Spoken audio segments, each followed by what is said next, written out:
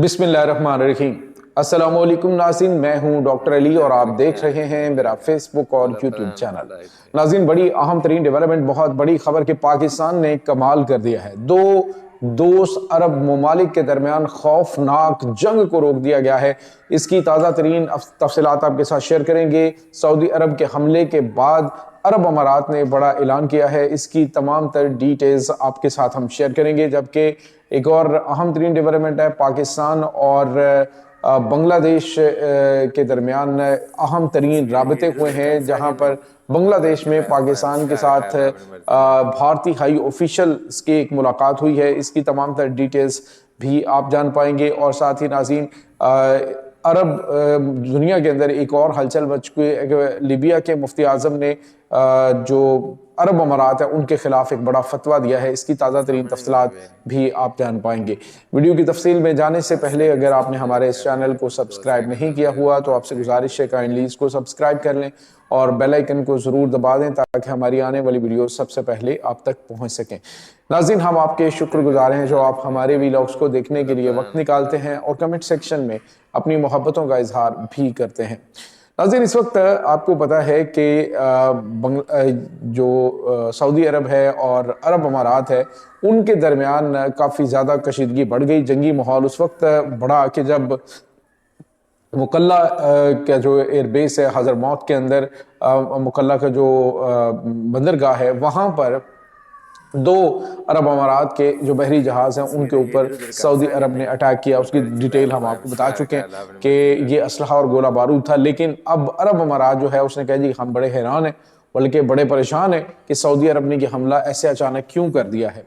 हालांकि इसके अंदर हमारा जो है वो रसद का सामान था, इसमें हमारा खाने पीने की चीज़ें थी, इसके अंदर वो दूसरी चीज़ें नहीं थी। जो असला और गोला बारूद जो है वो कहा जा रहा है कि सऊदी मुखालिफ जो ग्रुप्स हैं उनको प्रोवाइड किया जा रहा था। बहरहाल नाज़रीन, पाकिस्तान ने इस मौके पे बड़ी गैर मामूली तेज़ी दिखाई। पाकिस्तान के जो प्राइम मिनिस्टर हैं उन्होंने शेख ज़ायद से मुलाकात की और उनसे फौरी तौर पर बातचीत करके और कशीदगी को कम करने के लिए किरदार अदा किया।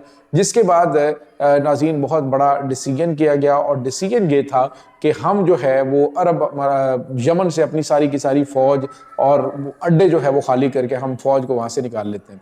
नाज़रीन, सऊदी अरब ने इनको 20 घंटे का टाइम दिया था। 24 घंटे पहले मैंने आपको बताया था, 20 घंटे का टाइम था और उस दौरान ही इन्होंने ऐलान किया जी कि हम अपनी फ़ौज वहाँ से निकाल रहे हैं, हम कशीदगी को आगे बढ़ाना नहीं चाहते। नाज़रीन, यहाँ पे आपको ये बताते चलें कि कभी भी सऊदी अरब ने इतनी तेज़ी के साथ हमला नहीं किया कि जी इधर जो है वो चीज़ें कही जाएं और साथ के अटैक कर दिया जाए। और उसकी बड़ी अहम वजह है, उसकी वजह है शायद अरब अमारात जो है उसको टेस्टर के तौर पे इस्तेमाल किया गया है उन ममालिक की जानिब से जो कि खित्ते के अंदर कशीदगी बढ़ाना चाहते हैं कि सऊदी अरब को देखा जाए कि सऊदी अरब करता क्या है। नाज़रीन, सऊदी अरब जो है हमेशा जब भी आप देखें कि हमले किए तो उसने पहले अपना इत्तेहाद बनाया, इत्तेहाद बनाने के बाद बंदे इकट्ठे किए, फिर जाके उन्होंने यमन के ऊपर अटैक किया था। लेकिन अब क्या हुआ है कि फौरी तौर पर सऊदी अरब की जानिब से हमला कर दिया गया और उसके बाद जनाब फौरी तौर पर उनके दो बहरी जहाज़ हैं उनको तबाह कर दिया। नाज़रीन, मुझे यूँ लगता है कि अभी कुछ सोशल मीडिया पर खैर ये बातें चल रही हैं कि हो सकता है कि पाकिस्तानी शाहीनों ने ये दुरुस्त निशाने लगाए हों सऊदी अरब की एयरफोर्स की जो जंगी तैयारियां उनको इस्तेमाल करते हुए। दूसरी जानिब नाज़रीन, ये भी जो इत्तेहाद है दोनों ममालिक के दरमियान तो पॉसिबल है, लेकिन इस हवाले से कोई खबरें मुस्तनद सामने नहीं आई। ये एक सोशल मीडिया के ऊपर बात चल रही है, वो मैं आप से शेयर कर रहा हूँ। तो सऊदी अरब की जानिब से जब से पाकिस्तान के साथ ये इत्तेहाद बनाया गया तो फिर सऊदी अरब ने कोई आए बाएं शाएं इधर उधर नहीं देखा। दुश्मनी है जहां पे तो वहां पे फिर फौरी तौर पे अटैक लॉन्च कर दिया गया और फौरी तौर पे अटैक लॉन्च करने का रिजल्ट ये निकला कि सऊदी अरब अमारात को अंदाजा हो गया कि जो आनन फानन हमला हमारे दो बहरी जहाज़ों के ऊपर हो सकता है, ये बुर्ज खलीफा के ऊपर भी हो सकता है। ये हमला जो है ये और भी जगहों पे हो सकता है और पाकिस्तान ने इनको बताया कि शेख साहब मजबूरी हमारी ये है कि हमारा दिफाई मुआहदा है, अगर मामलात आगे बढ़े तो फिर पाकिस्तान को जंग में उतरना पड़ेगा। पाकिस्तान को मामलात जो है उनको फिर रोकना नामुमकिन हो जाएगा। लिहाजा बेहतर ये है कि आप जो है वो दानिशमंदी के सबूत दें, आपने क्या निकालना है इसमें से। और फिर जो है अरब अमारात जो है उसने फौरी तौर पे ये डिसीजन किया और वहाँ से अपनी फौज को वापस बुला लिया। और वैसे भी नाज़रीन, जो कांच के घर में रहते हैं दूसरों के ऊपर पत्थर नहीं फेंकते, अगर पत्थर फेंकेंगे तो आगे से पत्थर आएगा तो आपका कांच का घर टूटेगा। तो जब टूरिज्म और ये तमाम तर चीज़ें जो हैं वो आपकी ताकत हो और बराह रास्त आप जंग के किसी ऐसे मुल्क के साथ छेड़ लें जिसके पीछे एक एटमी मुल्क खड़ा हो, तो नाज़रीन इसके बाद ये भी खबरें आई हैं कि अरब अमारात का जो एक दो त्यारे हैं उन्होंने गैर मामूली मूवमेंट जो है वो की है कुछ और एरियाज़ की जानिब।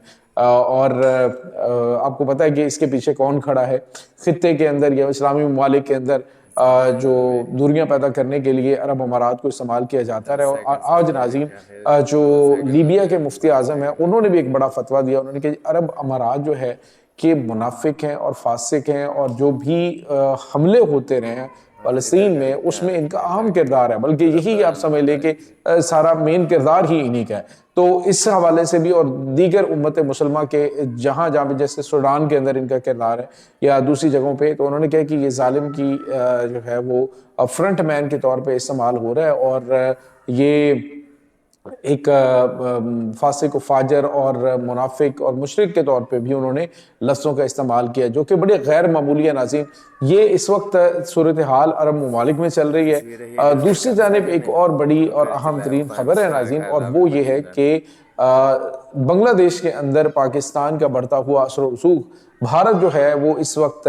अपनी भागदौड़ उसने शुरू कर दी है। नाज़रीन, हुआ ये कि खालिदा ज़िया जो कि 80 बरस की उम्र में ढाका के एक हॉस्पिटल के अंदर इंतकाल कर गई, तो उसकी जो उनकी वहाँ पे ताज़ियती जो इजलास हो रहे हैं, वहाँ पे जो लोग आ रहे हैं ताज़ियत करने के लिए उनके घर में, तो तारिक ज़िया उनका जो बेटा है जो मुमकिन तौर पे बांग्लादेश के अगले प्राइम मिनिस्टर हो सकते हैं, उनके साथ मुलाकात करने के लिए पाकिस्तान की जो कौमी असम्बली के स्पीकर हैं सरदार याद सादिक, वो वहाँ पे पहुंचे। और इसी दौरान जो भारतीय वज़ीर ख़ारजा जयशंकर है ये भी वहाँ पे थे।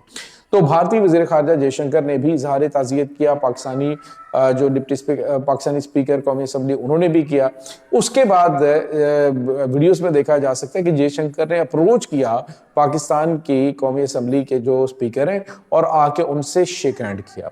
तो पाकिस्तान ने उनके साथ, पाकिस्तानी जो स्पीकर हैं उन्होंने भी उनके साथ शेक हैंड किया। ये एक सरसरी मुलाकात है, कोई प्लान्ड मुलाकात नहीं थी। अलबत्ता ये जो बांग्लादेश के अंदर चीज़ें हो रही हैं उसमें भारत अब कोशिश ये कर रहा है कि सफारतकारी के जरिए जो नई गवर्नमेंट बांग्लादेश के अंदर आने वाली जो प्रो पाकिस्तान है, तो पाकिस्तान का असर रसूख कम करने के लिए वहाँ पे अपनी जो सफारतकारी है उसको तेज किया जाए, बांग्लादेश का जो है वहाँ पे असर रसूख बढ़ाया जाए। लेकिन इस वक्त हालात जो हैं वो बांग्लादेश में भारत के मुकम्मल तौर पे खिलाफ है। जिस तरह पाकिस्तान इसको दुश्मन मुल्क कंसिडर करता है, इसी तरह से बंगाली इसको दुश्मन मुल्क कंसिडर करते हैं।